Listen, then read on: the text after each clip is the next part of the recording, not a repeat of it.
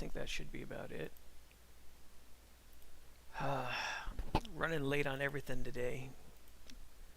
Lousy technical difficulties were getting me there for the last 10 minutes. Yeah, for some reason, YouTube Studio kept trying to make me reuse an old setting. I didn't need to reuse the old setting. This is supposed to be a separate video, and it was trying to push me back to another video stream that I've already finished. So, bleh.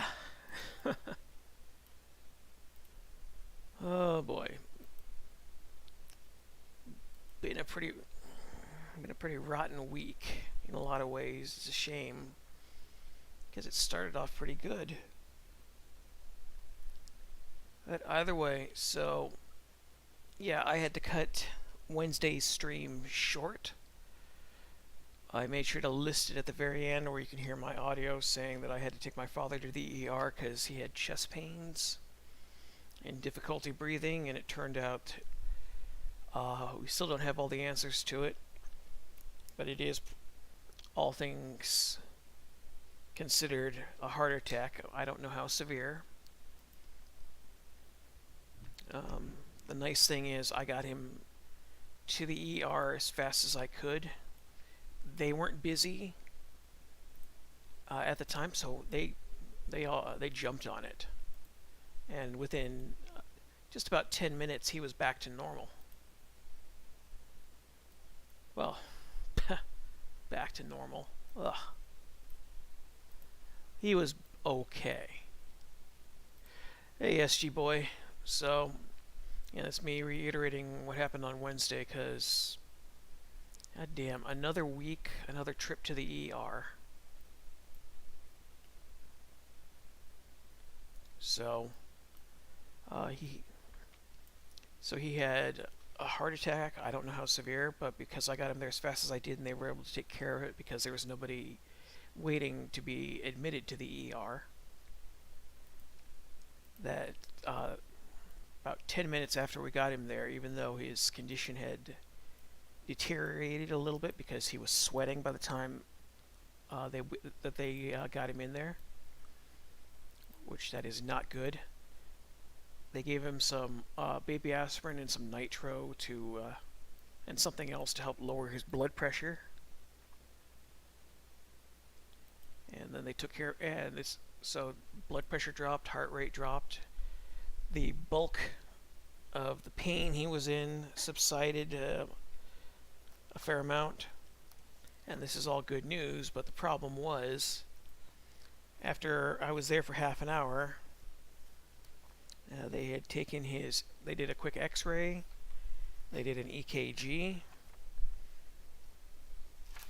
and then I overheard one of the nurses outside the office talking about him getting airlifted to another hospital. And that is not good. And then they said which hospital it was, and that made me even less enthusiastic because it's the hospital we've had some trouble with.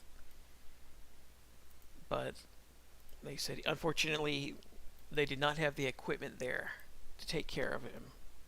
And to make matters worse, it sounded like he was going to have to get stents put in. So the nurse said, unfortunately, we had a choice. He could go to the hospital that's a 3.5-hour drive away, or he could go to the hospital that would essentially be a 5.5-hour drive away, because these were the only two hospitals that had a cath lab, which I vaguely remember what this is as it was described to me by the staff. So unfortunately, he's back in the hospital, and today they were supposed to give him a blood transfusion, and then they were supposed to give him a stress test and an ultrasound, and then ultimately it was going to end with him getting some stents put in to help his arteries that are partially clogged up. Instead, they found a new problem. The new problem, unfortunately, makes everything a little harder to deal with. So the new problem is we thought the blood pressure was caused by low red cell count. And it turned out that was only part of the issue. The other part of the issue is uh, some of his blood just vanished. They did tests today looking for internal bleeding. My mom and I tried to figure out what the hell else it could be. We reminded him he had a hernia that has kind of come and gone. And so that has kept them from giving him his stents because in a short period of time he has lost, I guess, a certain amount of blood, which makes everything more awkward. Oh, yeah. So, SG Boy, what ended up happening is some of his blood has vanished, and there's no signs of internal bleeding or anything else. And so, what I was originally thinking it might have been is maybe he had some internal bleeding in his stomach, but they found nothing in any of the tests. Nah, no bloody stools, nothing like that. It turns out my mom thinks she found what the answer was online. And the answer online isn't good because it makes everything a little bit more complicated. So there's a type of anemia you can get when you have this type of cancer. And the problem with this anemia is what sets it off. It is set off not entirely by the cancer, but by the chemotherapy. I still don't know how this happens. Granted, I'm not a doctor, so I wouldn't know, but it didn't make a lot of sense to have blood just vanish from your body like that. But that's what the answer looks like it's going to be. It's some form of this chemo-induced anemia for people who have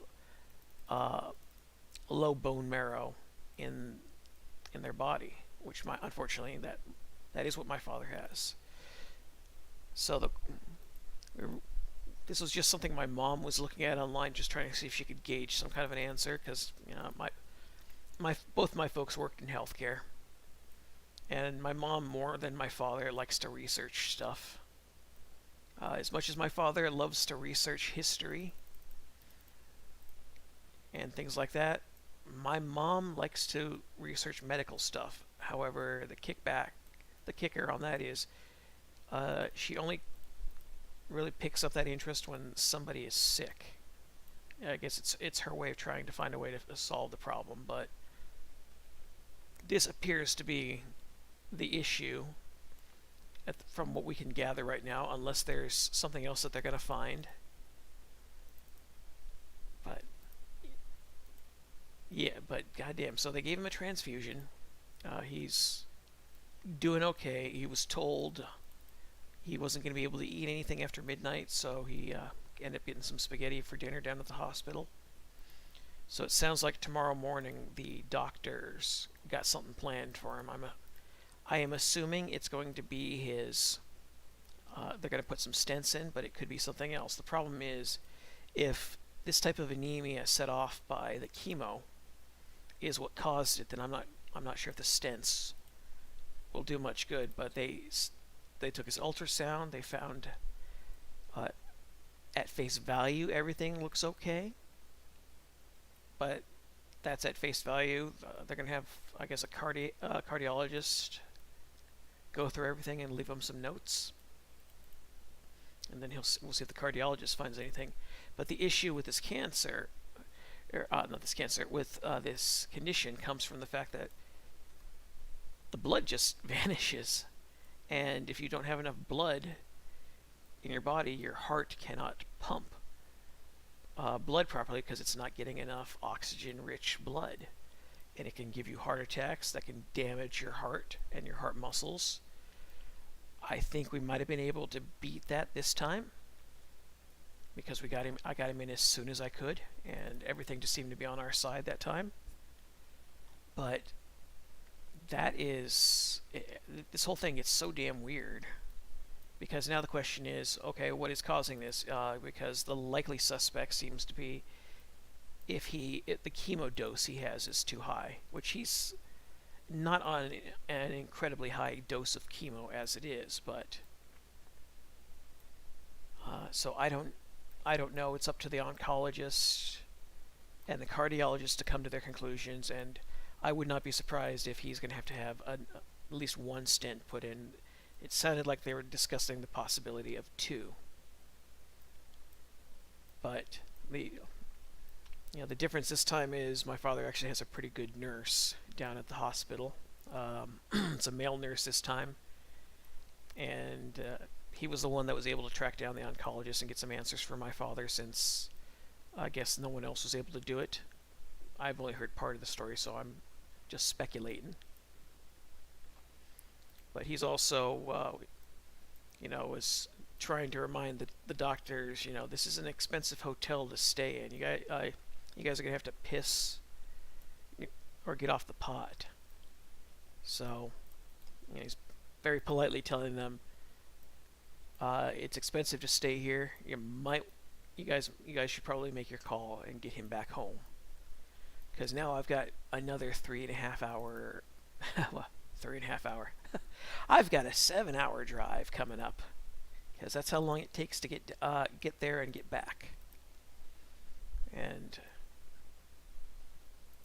I am always happy to get my father the hell out of a hospital. But damn, I wish if that hospital wasn't 200 miles away from here, which unfortunately, because they had a cath center there, a cath lab there, that was the only reason that he was sent there, because the other hospital was in another state, and the other hospital would have been a lot longer drive.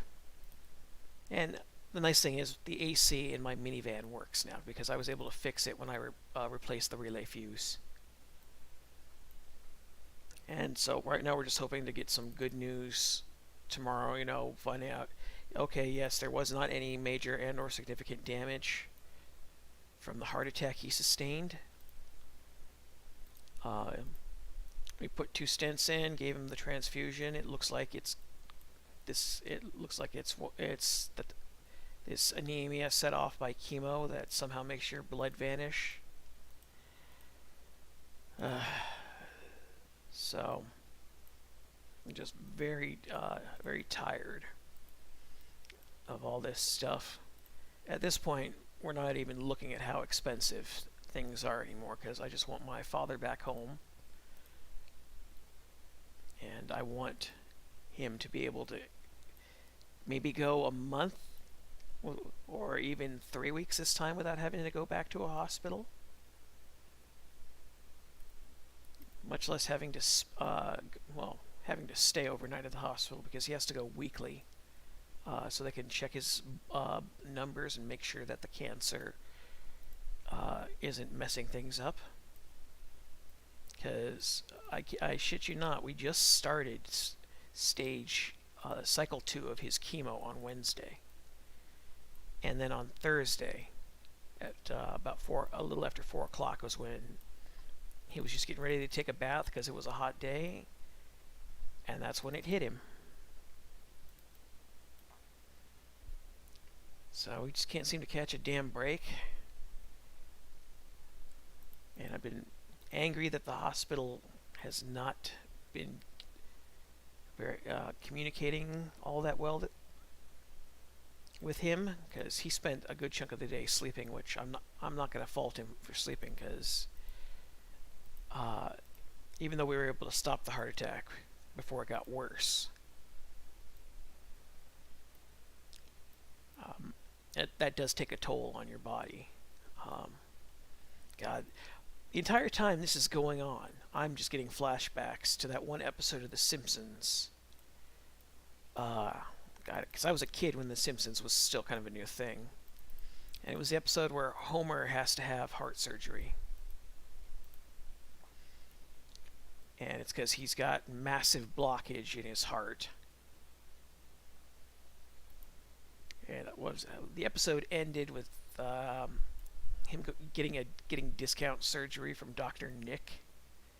And because it's a cartoon show, they can have everything work out properly.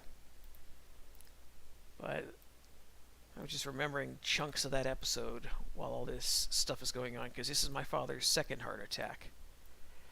And whereas the first one was caused by blockage, this one was caused by most likely lack of blood. And there's lack of blood because of, I guess, how the chemo. I guess he's got too much chemo, which means they have to lower the chemo dosage. But then the problem is how do you lower the dosage and still have it work? Because they got to kill off the cancer cells. Ugh.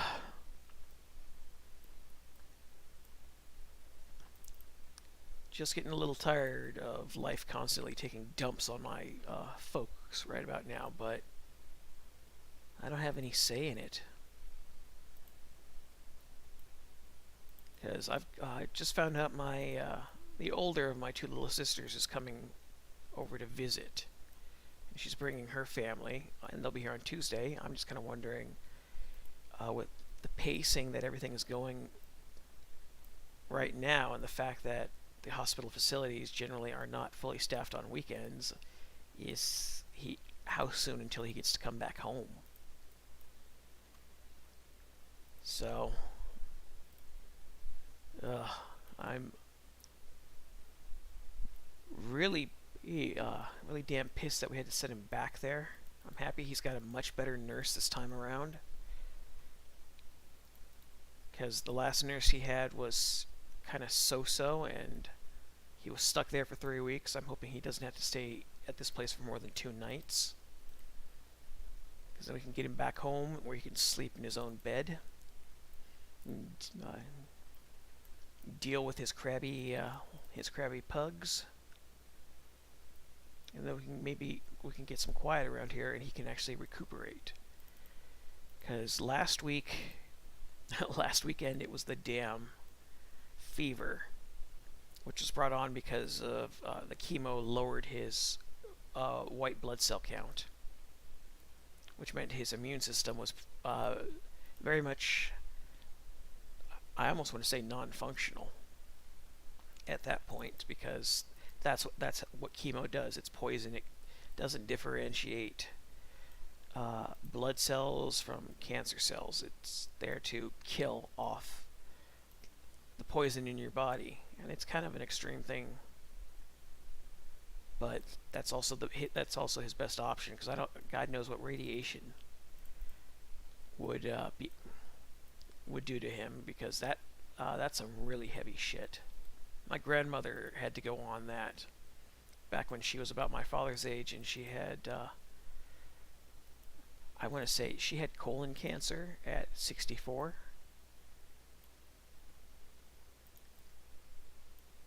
But this is blood cancer, and it's very different. So my father is immunocompromised, so you have to make do with what little you got. I'm wondering if we're ever going to get him well enough to actually get a marrow transplant. Because if we get him to the marrow transplant, if we get him well enough and he recovers from everything, that marrow transplant will double the marrow in his body. It still won't be an incredible amount. It'll be less than 50%, but that's a fighting chance. That will give him a better an immune system that can function a little bit better red cell output. But I hate the waiting. The uncertainty is the worst part of all this. Well, God, if I was Norm Macdonald, I'd say the cancer is the worst part of all this. But when you know it's cancer, you're just wondering, okay, what's going to happen next? And so far, every week has been a little different, but mostly the same. Especially the last 2 weeks, now that it's multiple visits to the hospital every week. Could just use a break. And I'll get a little bit of a break when my sister and her family are here, but that's not the type of break I need. I mean, give my father a month or so to finish up cancer, his cycle 2 for his chemo, because once that's done, that's 2 cycles down. He, even with all the ridiculous stuff that's happening, what they have to do is that they have to monitor how his body is reacting to this. And the oncologist said they won't really know until cycle 4. And we got 1 day into cycle 2 before everything hit the fan all over again. So I'm just kind of going through stuff in the back of my head, trying to figure out how to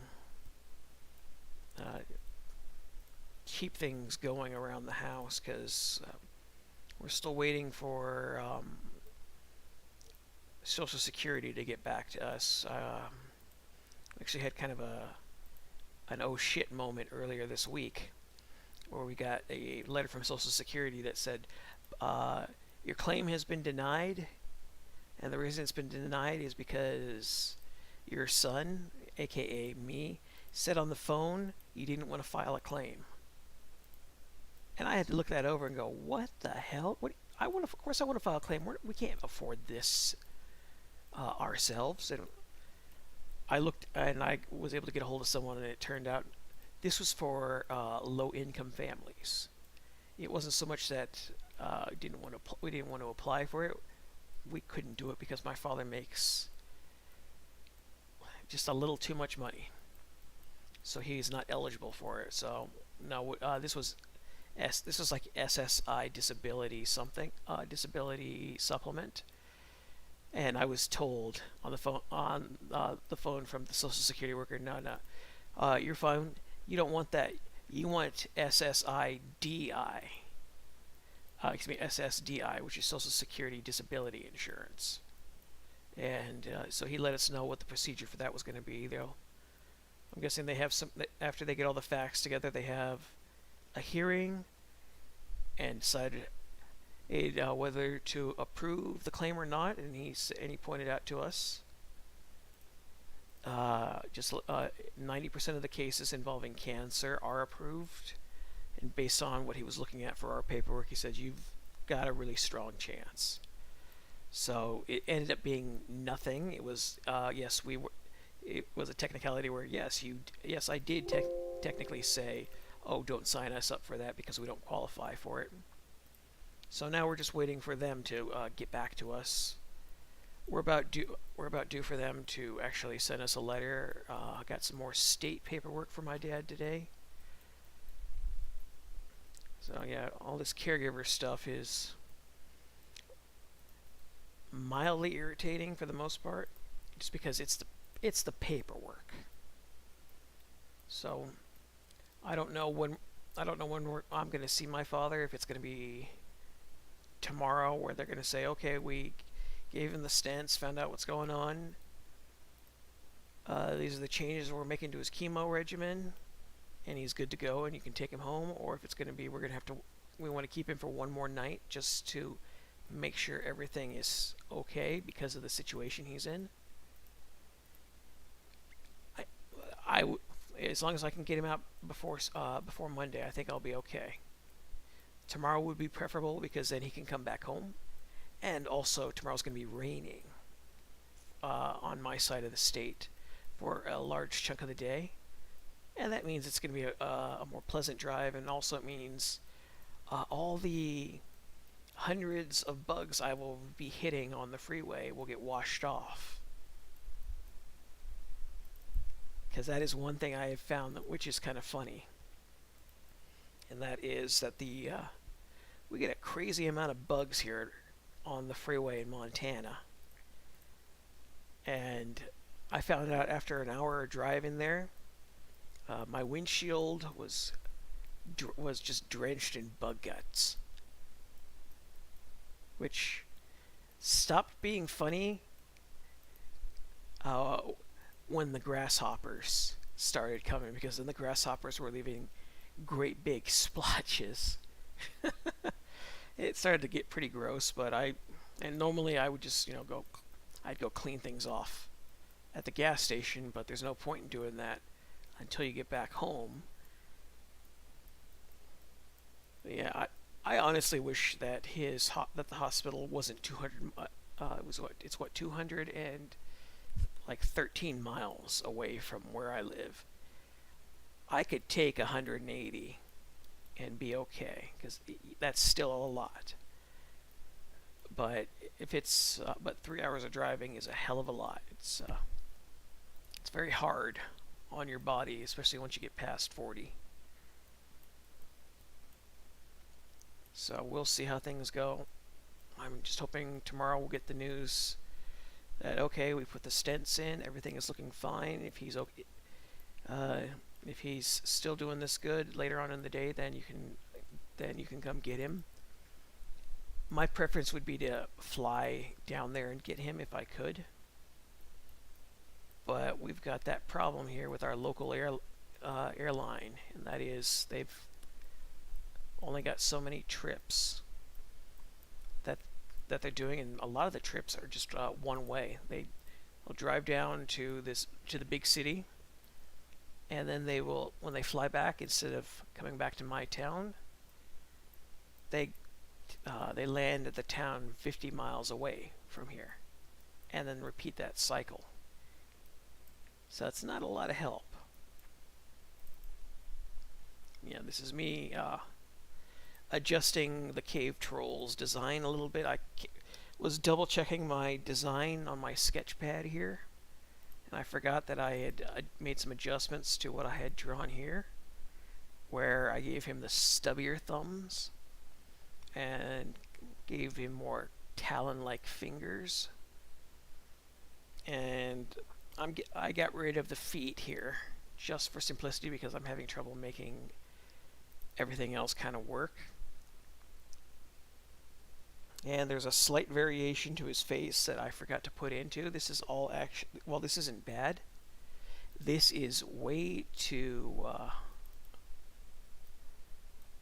I'd say, it's way too condensed. The face I drew for him was actually a little bit more asymmetrical. So, this is me double checking my sketch pad where I really gave him a long face because I was trying to get that exaggeration in there.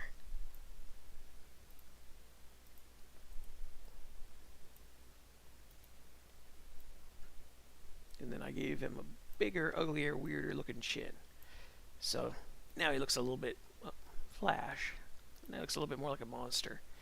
I ended up finding an old copy of Flash that I was tempted to see if I could stream with. It's the old Macromedia version of Flash from 2004. And that made me kind of nostalgic. And it made me nostalgic because that was the version of Flash I learned how to animate on.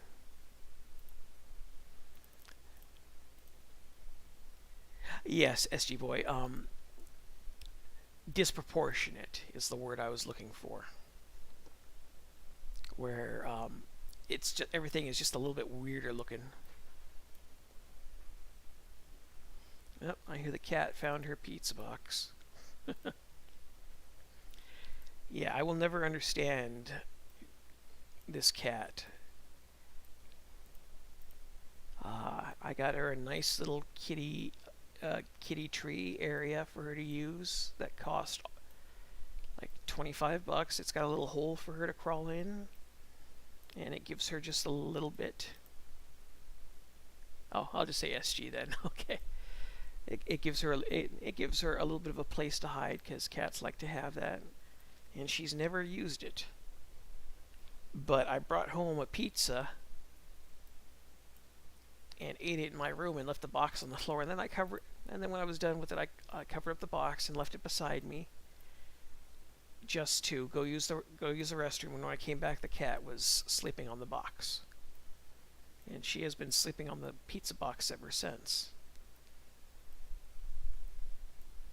But yeah, unfortunately, I can't use that version of Macromedia Flash in the stream because it's not recognizing the software, which I'm not surprised. The software is 18 years old.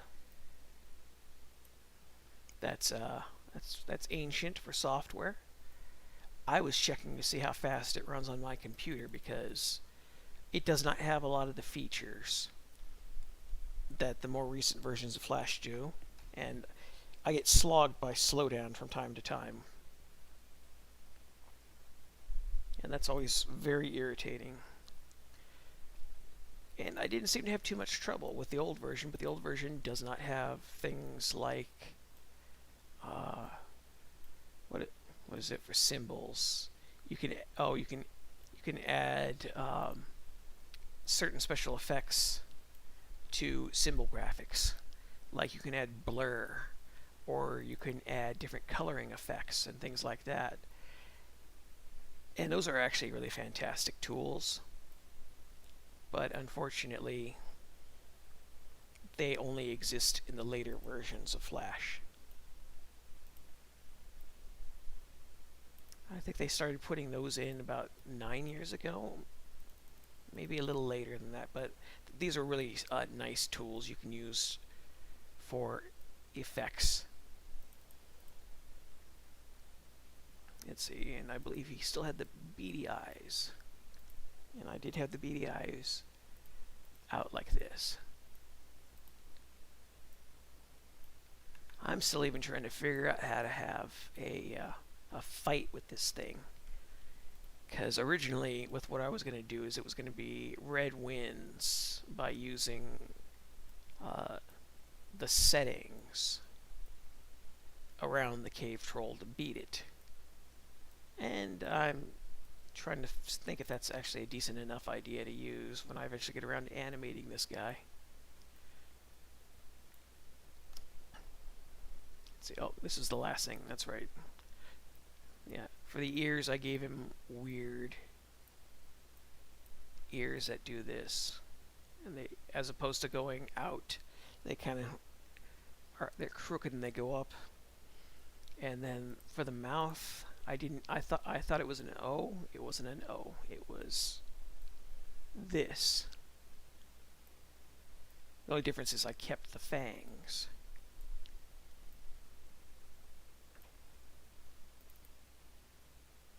Because you can see that's actually a lot more stylized than what I have there.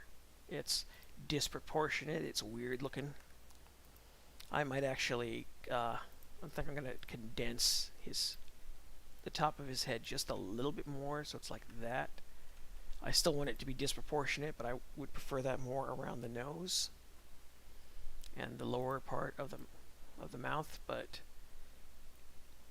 here we go. And then for the last thing for the nose I did was this, where now it's a slightly wider, but it's a big, ugly nose. And I'm still not sure if I want to do this, because if I get rid of the forehead ridges like this, that is less detail, and it makes it a little less threatening, I guess, visually, but it makes it look a lot weirder. So I'm torn. I could always just settle and do this, where you still keep a little bit of the ridge there for the sake of creating some kind of a texture for shading later on.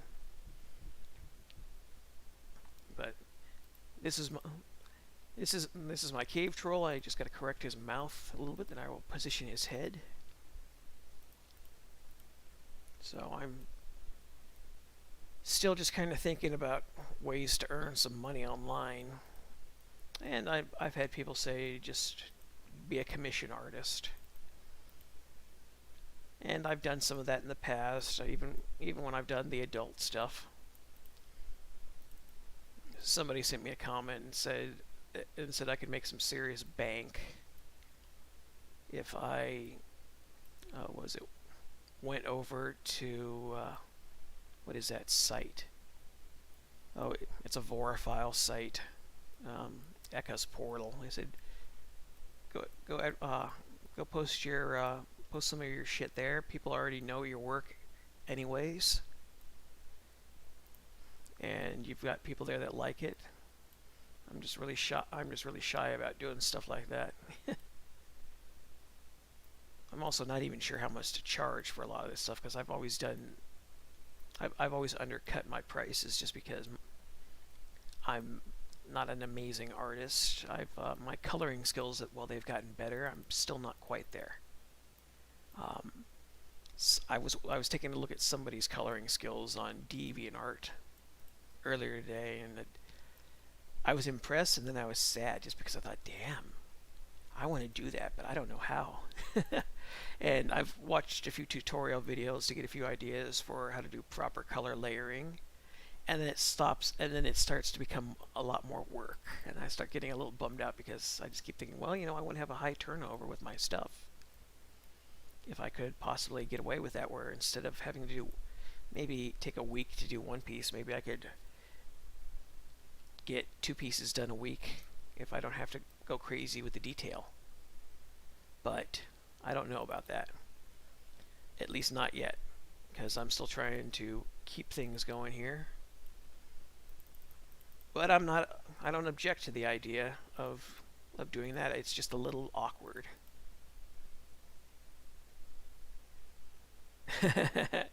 I don't know, SG. How awkward do you feel when you watch my streams? Because I do my best to not be too judgmental of a person, because God knows we've all got our own flaws.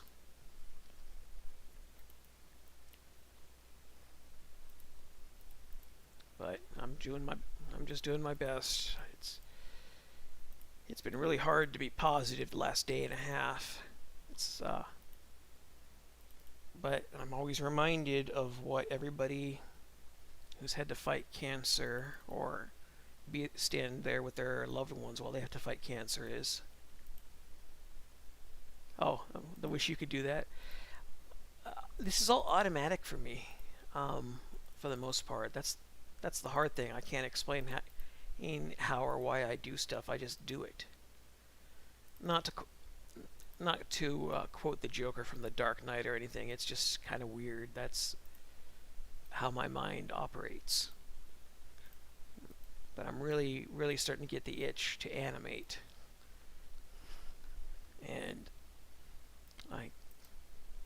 I got myself. Let's see. Oh, that's right. His head is supposed to be a little small.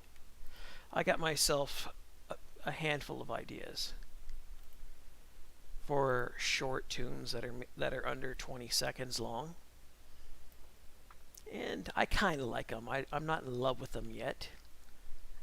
As always, it's when you set up jokes, it's the setup, and I think I used to be better at doing the setup back when I was in my 20s.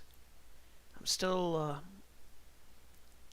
trying to sort that out, because some people I will see do very poor joke setups, and they'll still get 10 times the views I do. And I'll study what they do and wonder, I wonder what I'm doing right and what I'm doing wrong. But ultimately, it is preference. And I also don't do a lot of the traditional internet humor. I guess I'm going to have to compromise on a little bit of that. So, this is the cave troll. We just need to extend his torso just a little bit more down to about like that, just because he's supposed to be such a weird looking monster. And I haven't figured out all of what I'm going to do with him yet, but I've got a few ideas, because he's supposed to be, I guess, kind of your brute monster that runs around roaring and slashing at things with its claws. And if I remember my D&D lore, as I was saying in the other stream, these trolls regenerate, and you have to kill them by burning them. And I don't know if I quite want to do that, because the more I keep playing around with ideas for this series, the more I start realizing I can only take a little bit of all the old D&D lore I used to know. I'm just going to have to do it, make up my own rules as I go along, which is fine. I enjoy doing that. It's not. That means I got to plan ahead more, and I can't wing it as much. I actually sat around and watched the pilot for Beavis and Butthead the other day because the whole first episode is free on YouTube. And I remember when I was a kid, that was the big show that parents were freaking out over because it was an adult show. And people in the US still had not been able to accept the idea that cartoons could be for adults. Especially something like Beavis and Buttheads, where they did more swearing than The Simpsons, and the characters are ne'er-do-wells who are also dumb as they come. And I remember kids got in trouble for mimicking them and imitating them, and MTV had to take all that heat. And seeing them back now as a 40-year-old, well, 42-year-old, feels kind of strange.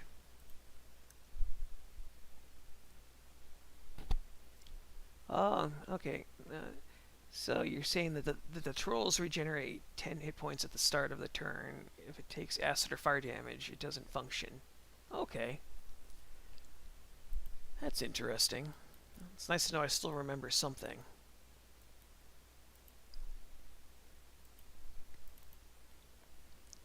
So, I still haven't quite figured out how to have Red take this guy on yet.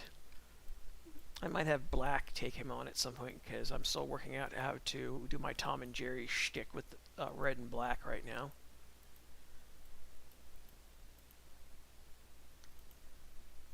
Oh, yeah. I always remembered the troll regeneration and fire weakness from the old Capcom D&D arcade game. They only made 2 of those games. The first one was really good. The second one I didn't like as much. It felt a little too repetitive to the first, which is a beat 'em up. They recycle lots of sprites and things like that. I just didn't care for the changes to some of the combat. I didn't like the story that they chose. I didn't like the final boss. I didn't like a lot of the settings. I didn't even like a lot of the music in the game. It felt like they took everything that they did with the first one and they tried to make everything more exciting. But it just didn't really grip me.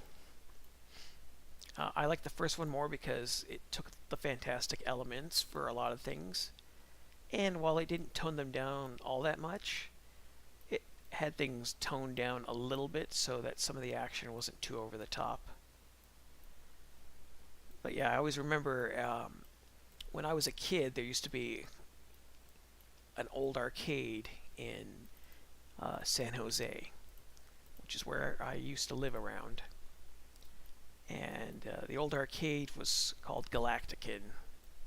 And I had many fun memories of the place, even though it was half an hour away from home. We would occasionally stop by there after visiting my grandparents. And my father would take us all out there. And part of the reason we went there, outside of the fact that it was a clean arcade, was due to the fact that when you got tokens, you didn't get... Most arcades will give you 4 for $1. You'd get 5 there. And so, since my mom didn't play games and my father did, that meant if he went down there and spent $1, then he got a token to play video games with also. And so he'd sometimes he'd have a 5 on hand, and he'd get tokens there. We'd all get 5. And everybody would go play their games, and then after about half an hour, that was it, and then it was time to go back home. But there was an old guy there, I remember, who used to play the D&D arcade game, the second one. And I don't know how he did it, because it was still a pretty new game when he was starting to play it. But he knew how to beat the game with 1 token. And just sitting there watching him, watching this old bearded guy just beat the crap out of everything that's coming at him, and everything that he's fighting doesn't stand a chance against him. And he used to use the dwarf, and he was really good at it. And if you played with him, he'd tell you how to do things also. And I find myself missing that just a little bit. I know arcade games are kind of dead here in the West. Granted, the whole gaming industry is... When everything started to shift over back in the late 90s or so, Yeah, it was late 90s, early 2000s was when arcades started to vanish because home console games had finally caught up. You used to have to go to the arcades to play uh, the fancy games that had top-notch graphics, and then come around 1998, that started to shift. And the only problem was you didn't have the regulars because you the was the old Golfland I used to go to had probably 40 or so people that were regulars that would go there to play various games, either whether it was fighting games or hack and slash or racing, or even some people were just there for pinball. Everybody had something that they had a crew that would always play, and I kind of miss that isn't a thing anymore.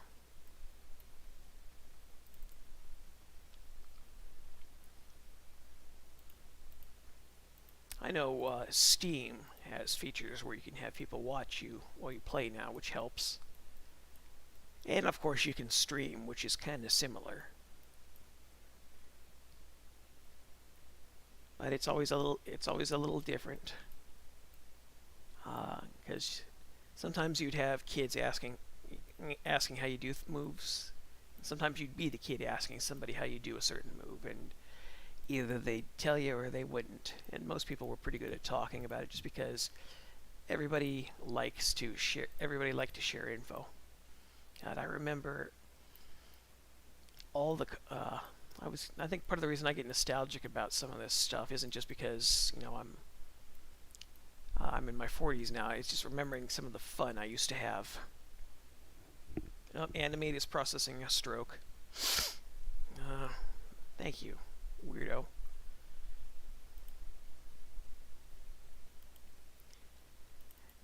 Yeah, Stream has broadcast SG. It's roughly the same thing, but I remember when I was a kid, and when I say kid, I mean high school. I used to do a lot of really stupid shit that was really a lot of fun. There was a real thrill to it, but it's not something I would do now because it's really stupid. All the stupid dumb stuff I used to do. I used to hang out with my brother and his friends because I didn't really have very many friends of my own, and also uh, I knew his friends more.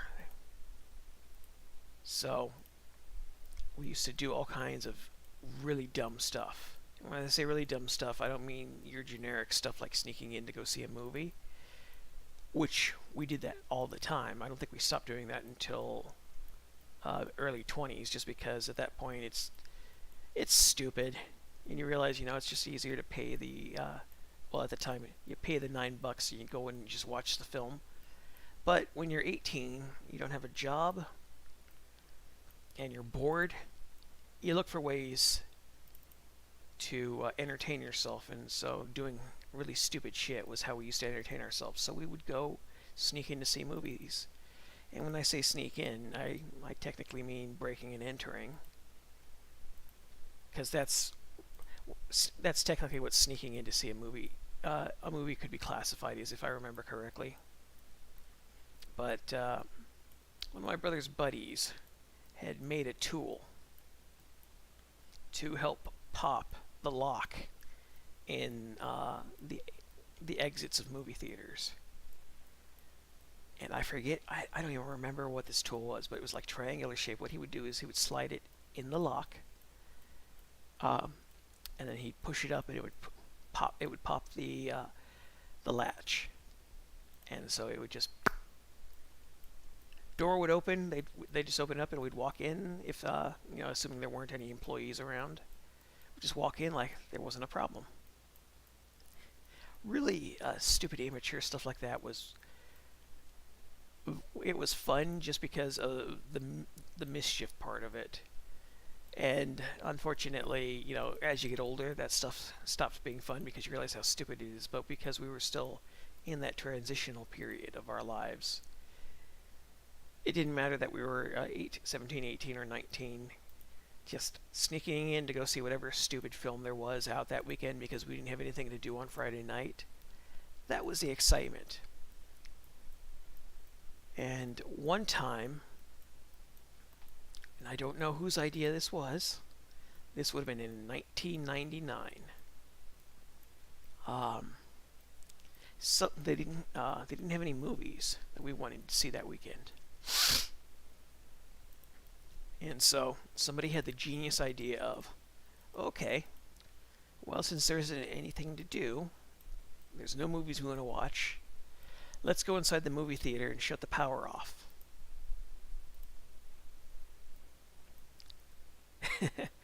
So think about that statement just for a minute before I progress into the story further. So the idea was, instead of us going in to go see a movie, we were going to go shut the power off in the theater while everybody else was there to watch whatever movie that they'd paid for. This is a really, really stupid thing to do, and you could get into so much trouble for it. But because we were all really, really stupid kids, we did it. I don't remember who knew where the location of the power room was, or even how to do this. It was just, okay, we used the tool, popped the door open, walked in, went over to the power supply room, and it wasn't locked.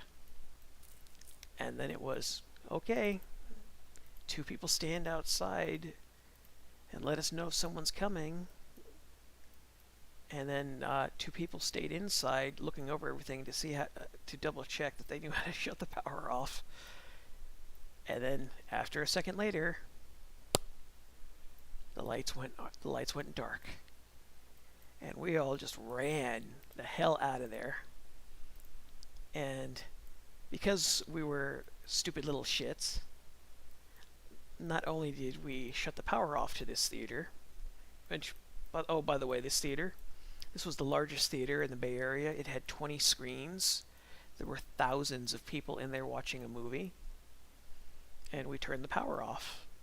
And then got in the car, drove out to the front, and parked. And then just sat there and watched all those poor theater employees have to lead everybody out of the theater with flashlights. And they had to escort everybody out. And then after 10 minutes, somebody realized what happened, and they turned the power back on. And the little shit in me still thinks that was really funny, but the adult in me looks back at that now and says, we really shouldn't have done that. That was so fucking stupid. Outside of the fact that we were causing trouble when we didn't need to, and we could have gotten into a lot of trouble. We just kind of ruined everybody's nights for our own amusement, and that's really fucking lame. But the world was really different when I was growing up, and those are the type of things that still happen from time to time. The irony is that I ended up working at that theater about 2 years later. Terrible job. But I worked at that theater just basically taking people's tickets and getting their popcorn and cleaning the place up.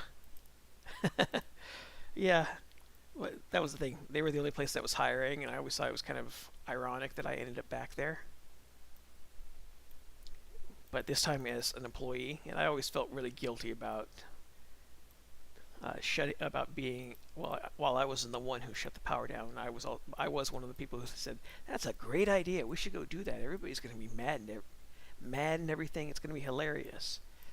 And yeah, the kid in me still thinks that's kind of funny, but now God knows how many of the people who went there to go watch a movie that night were having a rough week, and that was their way of relaxing. So I ended up meeting a girl who was interested in me in in college, about 6 years after this happened. And I told her this story, and it turned out she was one of the people at that theater who was watching a movie, and she was specifically there to watch a Ben Affleck film because he was her crush at the time.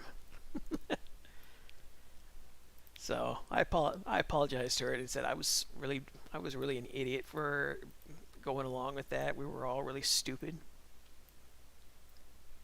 And I said, so did they let you finish the film? And she said, yeah, they just started everything over, apologized to everybody. Some people who were really put off complained they got like a free pass to see the same movie at a different time, and most importantly, nobody was hurt. So that was one of the dumb things we did. The other one, this is the one I've actually never felt that guilty about doing, just because it was mostly harmless. Even though, again, it's really, really stupid. Uh, we used to go to hotels, and God, what was the thing we used to do? We used to go to hotels and then sneak into the roof and hang out up there. And sometimes we would hang out up there after stopping by the maid's room and getting a handful of mints and some shampoo and things like that. And because they didn't have as many security cameras we didn't have to worry about that. But we just thought it was an interesting thing to do. You go to the rooftop of a hotel where you're not supposed to go. You just hang out up there and do nothing. You eat the free hard candy that they leave under the pillows, or you maybe get a bottle of water, and that's that. And these were all essentially high school juvenile idiot things that we did. I do remember the one time we took a roll of toilet paper, tied it to one of the air ducts that they had up there, and the reason we were doing this is somebody raised the question. You think if we threw a roll of toilet paper over the top of this, that the paper would be long enough to reach out and touch the ground below? And nobody had an answer to it. We figured, well, maybe it'll get halfway down, maybe it'll get 3/4 of the way down. But because at this point we were discussing an important scientific question, that became the goal. So went over to the maid's room and then went to the roof, and somebody tied one end of the teepee off to something it was like some kind of an air vent, and then somebody threw it over the top. And because we didn't know if the toilet paper would hold or if it would rip, we had to rush down real quick because we also wanted to see if it would make it. And would it touch the ground? And unfortunately, I have to report it did not touch the ground. This was like a 1, 2, 3, 4, 5. This is like a 7-story hotel, maybe a 9-story hotel, and the TP made it about 2/3 of the way down. And so we kind of just sat there inside the parking lot watching the toilet paper dangle from the side of this hotel. And somebody was, I forget which one of us raised the question, well, what if we had an extra wide roll of toilet paper? Do you think that would make it work? If we threw that over the top and tied it to something, would it reach the ground? And we couldn't test that hypothesis, unfortunately, because the TP that this hotel in particular had, they didn't have the extra wide rolls. And then after a few minutes, one of the employees had found out that there was TP dangling off the roof, and the manager told them to take care of it, so they just cut it off on the top. And that was the end of our fun. I was never there for a lot of the really weird adventures that went on, like the time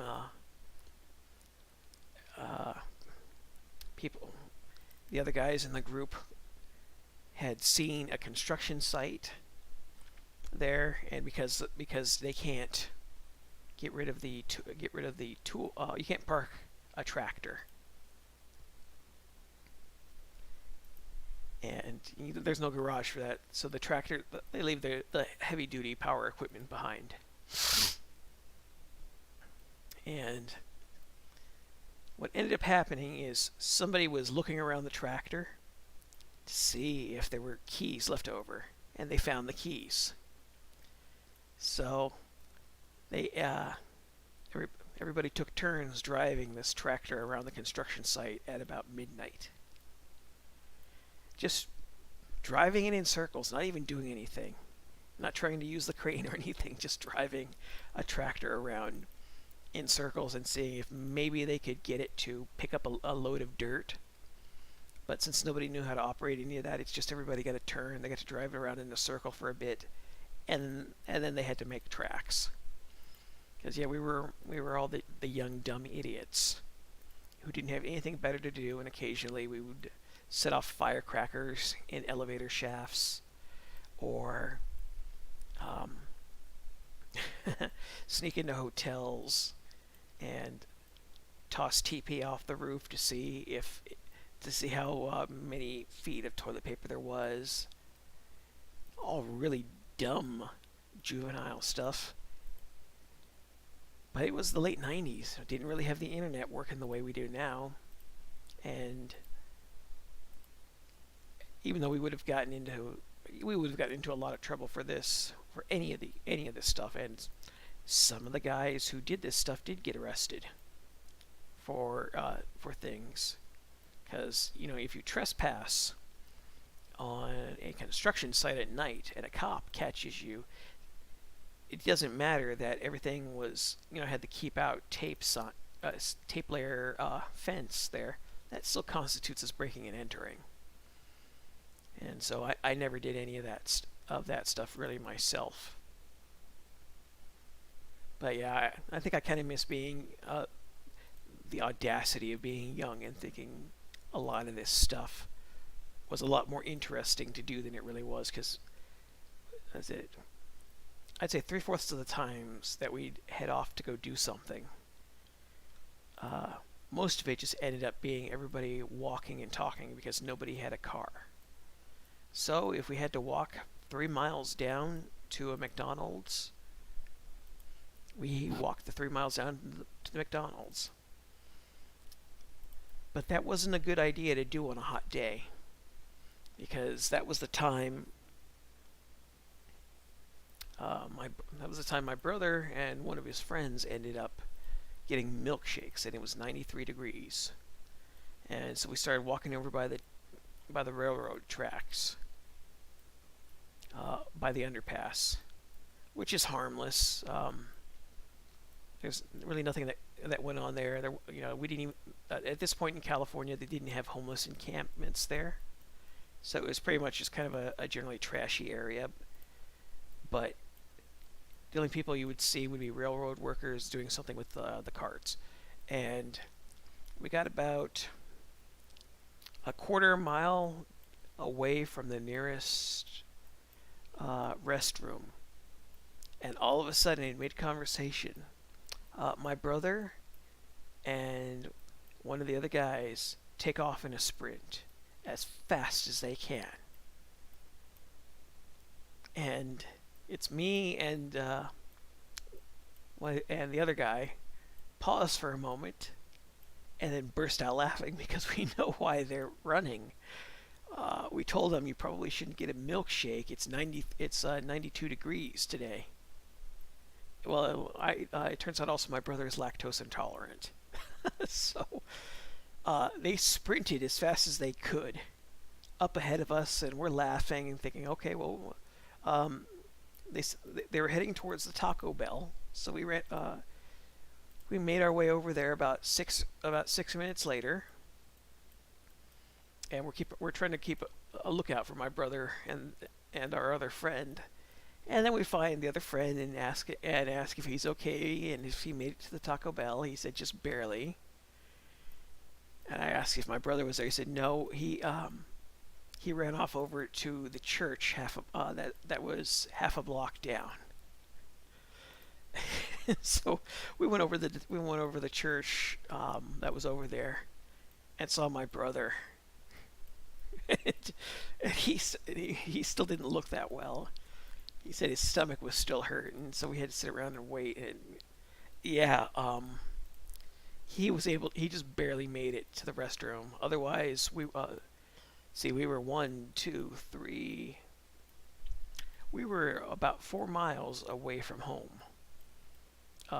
Away from, because my folks' home that ended up being our central hub because it was kind of in the middle of where everybody lived, and also uh, all our friends really enjoyed my folks and like them. So that made life easier. But yeah, we would have had they would have if they didn't make it, they would have had to use one of the bushes around the area, and then somebody would have had to make a toilet paper run. So I'm happy that things didn't go south during all that, because that could have been real bad. But yeah, I think that was when we found out my brother was lactose intolerant, and it's because I keep forgetting the handful of times he was over at my grandfather's house back when I was the caretaker. I would always ask if he wanted me to get him some milk for some cereal. He said no. That's still I can't drink that. So yeah, that's what I miss the most about the doing stupid shit that we used to do together. It was it was a little bit more that at nighttime when there was nothing going on, because everything at that point in the Bay Area, everything had calmed down. The bulk of the gang activity had subsided, and you could just run around and just kind of enjoy the night for a walk. That was something I always liked, because I always had in the back of my head, uh, anything could happen. It would be, well, now when I say anything, I meant anything that I knew of as an 18-year-old could happen. We could uh, go hang out at a park until midnight and do nothing but sit around and gab and jabber about stupid high school crap that I don't even remember anymore. Or we could do really stupid stuff like go trespass on a construction site and pretend that that was something impressive, because it wasn't. It never was. Or just general mischief. And the thrill and all that stuff has gone away, because I've got other things to do that are more important, and then there are other responsibilities that you got to do. And I keep trying to think about doing a story with some of this stuff in it, but I never think about how interesting it is, because not everything's interesting. I mean, yeah, all the times we've gotten arguments with the security guards around the area, because if you have a group of 4 to 5 guys that are all 17, 18, then security is going to follow them around, because they're going to think that they're up to no good. And yeah, we generally were. Even if it was minor things, like just there to be obnoxious, or there to just go to a store for the sake of sitting in the chairs in the electronics section just to see how comfortable they actually were. God, God, I'm looking back on all this stuff and realizing how old I've really gotten. I'm not going to complain, though. I enjoyed doing all that stuff when I was much younger, but I don't think I would want to ever do that again, because I've got too much stuff to take care of here. I've got my own I've got my own art projects that I want to do, and I want to make those things work out. And that takes time, and I've always lamented that growing up, we didn't have computers that could do stuff graphically that I could have played around with. Uh, it wasn't until I was about 24 that computers started to perk up, and you started to be able to do things like digital animation at home. And then, Photoshop had started to finally take off. There was typography courses you could take, and everything had changed. And I've often wondered how different I would be if everything that happened technologically had happened maybe 5 years sooner. Because it was in high school that they were just starting to get very crude animation software going. And I remember really just sitting around there spending hours during lunchtime or after school using all that stuff. So, yep. Hey, Eternal, yeah, go ahead and get yourself some sleep. I had a nap earlier today, so I'm going to be up for a little while. But I'm just remembering ye old times. Because part of me has been looking back at like all the old crummy commercials they used to air when in the late '90s locally. For whatever reason, people seem to record TV shows at the time, and there are commercial compilations from the 1980s there. I actually watched a half an hour of those with my sister. Was it 2 years ago when I was visiting her? We had there wasn't anything to watch, and we were just sitting around there talking because her knees were bothering her, and she needed something to take her mind off the pain because my sister had an accident. She was on just one of those simple scooters with with 2 wheels and the pole you hang on to. She was going downhill on those and hit something, and ended up landing knee first into the curb. And so she's got some damage to both her kneecaps as a result of that. And so she has to put ice on it, or she has to put a heating pad. So we watched all these terrible commercials for half an hour, and just burst out laughing at how many of them we could actually remember. It's kind of interesting looking at some of these crummy old commercials too, just taking a look and see how much things have changed. And there we go. And that's the troll. I think he needs a little bit of detail in the cheeks.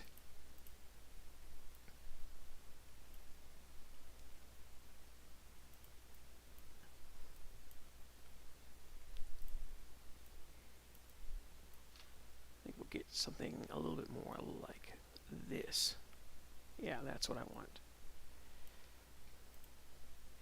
Yeah, times have changed. Commercials are creepy now, I would say. Just because the sense of urgency that they used to have in advertising used to be presented more as something there to sort of convince you. It was there to pitch the product to you in a way not to convince you that you needed it, but that it might be a good idea to get this, regardless of whatever silly or crummy product it was. Whereas now, everything is presented in a way where, oh no, you absolutely need this because everybody's doing it. From the media literacy course I had, what was it, 1, 2, 3, 4, 5, 6 or so years ago, got into explaining this, how commercials tap into, they use psychology to get people to purchase stuff. And what they do primarily is they use the item or product in the commercial as a status symbol for everybody to be interested in. And especially with children, they try and do it in a way that you don't want to be left out. You absolutely need to get this G.I. Joe, this new G.I. Joe figure. All the other kids on school are doing it. You don't want to be left out, do you? And unfortunately, that's one of like 6 ways that they do this. And that's one of the big psychological ones, where the idea of being left out. You know, you're not part of the group if you don't have this toy or you don't have these sneakers. And that's actually really creepy. And I remember commercials starting to really do that when I was growing up. Because Because when I was much younger, the big thing was Pee Wee Herman, which did not last because of them catching him at the adult theater. God, I remember when that was a huge story. But yeah, there was always some kind of a social group formed around all these products and whatever merchandise was big. Because when I was in high school, just starting off, the big thing was the Power Rangers, and everybody couldn't get enough of these stupid toys. I never watched the show. I didn't know what it was about until I saw a news broadcast about how parents were paying $30 for these terrible dolls for their kids for that Christmas, and how stores were limiting what they could buy because they could, only $1 per customer. So they had some of these parents out there who were calling relatives to show up and meet them at the mall so they could get these toys for their kids. I think that was when I actually sat down to watch the show, just to see what everybody was talking about, and I wasn't really impressed. I watched like maybe 3 episodes of it and realized, oh, okay, this is why people like it. But it wasn't interesting. And then it's funny being older and you realize that show was essentially just imported from Japan and dubbed over. It was very badly dubbed over. That is one thing I have always noticed. I know that, yes, they kept the fighting sections where they had the actors fighting the giant monsters, and then other stuff they just had to reshoot with the American actors. But hey, everything has its time, where for whatever reason people can't get enough of it. And I don't know why. I've been ever since I learned about when I learned about advertising and media literacy and even just the basics of this. I've never quite understood why certain things take off outside of the advertising themselves, because I know some things just connect with people. But it's the manufacturers and the companies that all deal with this stuff are very good at manipulation. Because when I was much younger, the one hot toy out there that people could not get enough of was the Nintendo Entertainment System. But the only difference was that was something interactive that everybody could sit around and play on the TV. So, and not to mention the fact that video games are essentially just problem solving. So, yeah. Oh, you remember the Macross saga? Yeah, when I was a kid, that was brand new. That was hot shit. And I'm still laughing that Hollywood has been trying for 20 years. They've been trying to do a live-action version of Robotech. Yes, I remember. I think I know whose death you're talking about.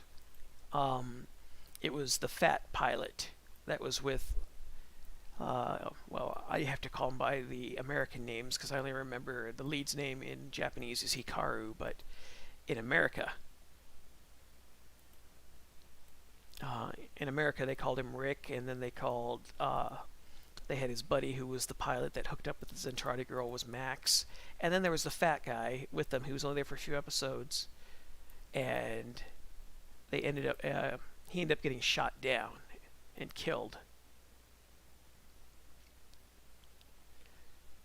Oh, you mean Roy? Yes. Oh God, yeah, that was a horrible one. Yeah, the fat guy's death was roughly the same. It's just they slowed it down so he got to have a heroic speech before he blew up. Yeah, you're talking about his adoptive brother Roy.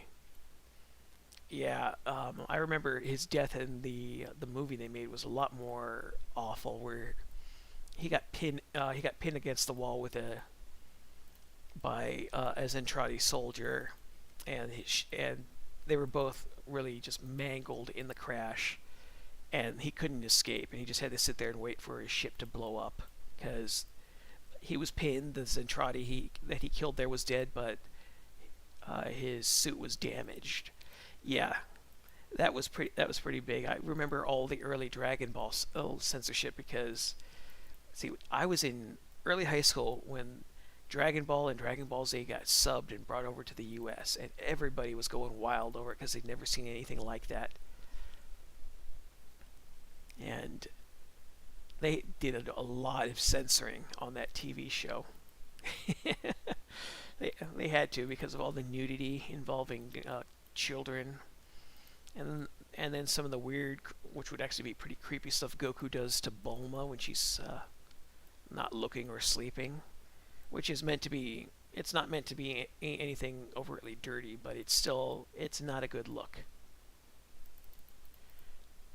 And then I remember when Sailor Moon happened, and then the rise of anime in America, in American TV, was really kind of strange. Because no matter what the show was, they would always edit it and re-edit it so that it was aimed more for kids who were 12 years old. And I don't know if that's for the toys or what. But yeah, I remember when Pokemon got big. I remember when Sailor Moon got big. I remember, what was the other one? Because there was Robotech, which was technically 3 different TV shows that were unrelated, but it was done by the same studio, so they just made up their own story.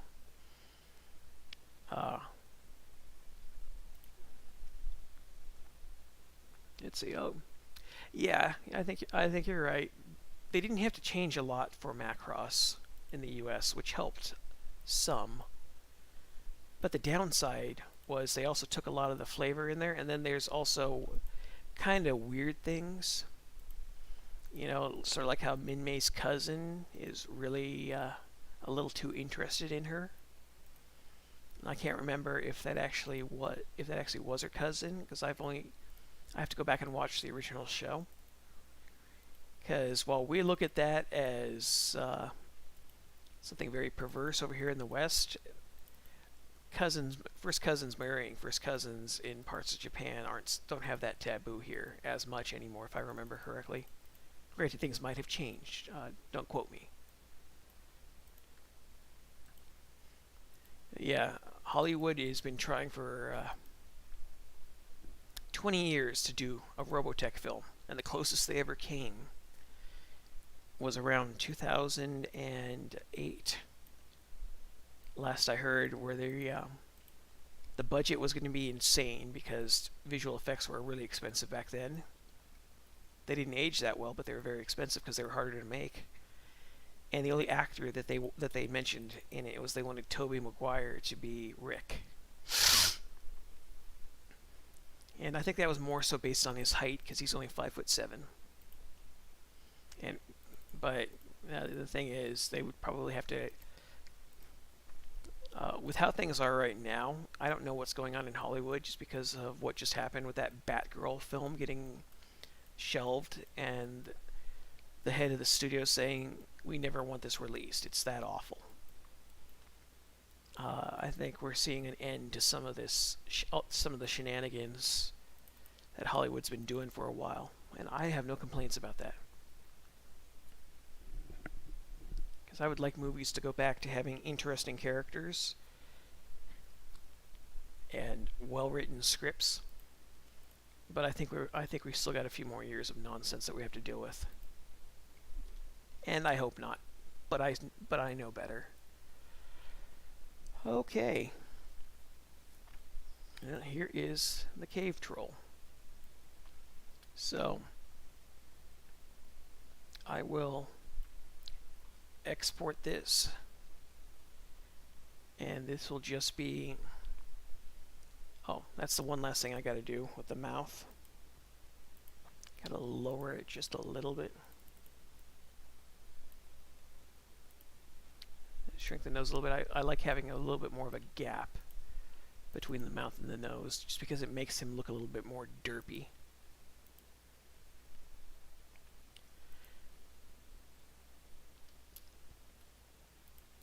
But I will export this now. Because what I should have been doing all along when I do these sketches is take time to post the art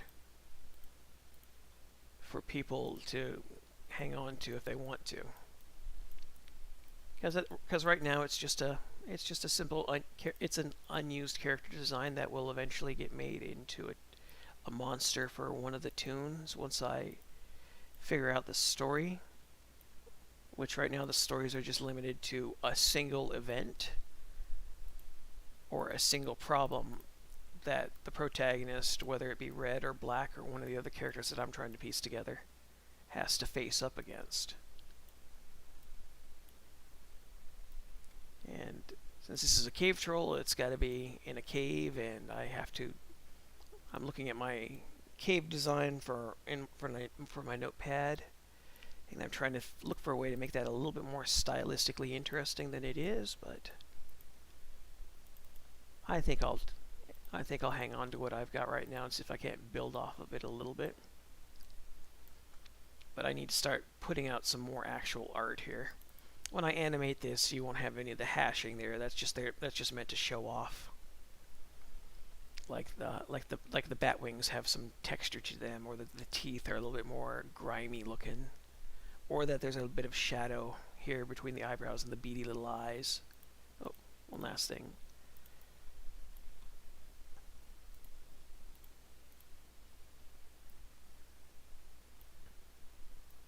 There. So there we have design.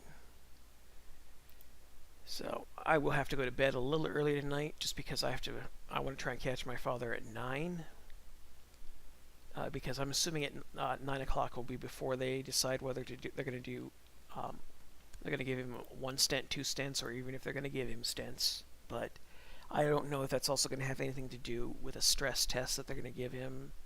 But I want to catch him before they do anything because I have to relay it to all my siblings, all of his siblings, and my grandfather, his father. I have to catch on the phone because he doesn't always check his email because some scumbag got a hold of his email address, and he gets like almost 100 emails a day from scumbag spam accounts trying to sell him stuff that he doesn't need.